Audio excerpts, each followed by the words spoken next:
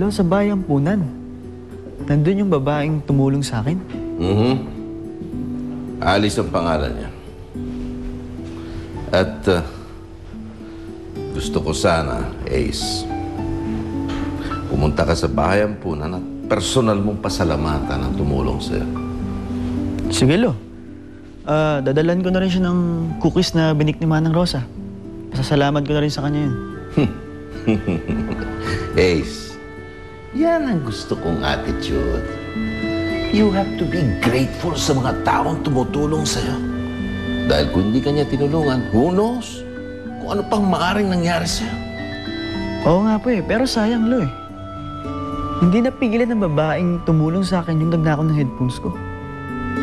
May sentimental value pa nun para sa akin yun. Dahil yun ang regalo sa akin ni Spade.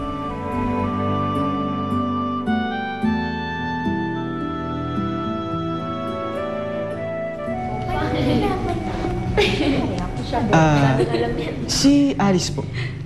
Si Alice. Sir, ako na pong tutulong sa kanya. Sige.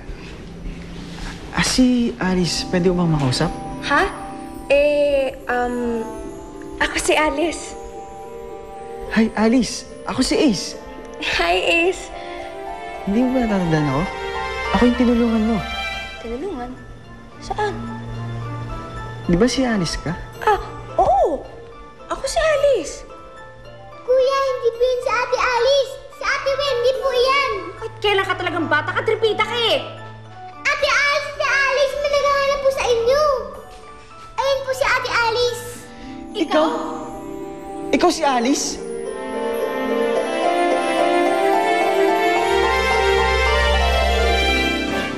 Kompleto na po ang lahat ng pinapakuha niyo.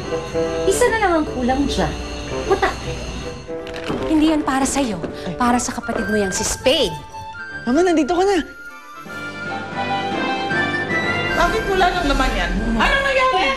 Naku, baka po si Ivan at Gelay pong kumain yan. Naku, oo nga, ma'am. Siguro kinukonsintihan ni Iping, saka si Alice. Pwes, subukan nilang kalokohan nila sa akin! Mga putakti na aking kaibigan, humayo kayo at aking uutusan. Hanapin ninyo ang babaeng kailangan upang ang sumpay mawala ng tuluyan. Kung hindi niyo po sila papakainin, hindi na lang din po ako kakain. Nagmamatigas ka? Nagmamatigas to?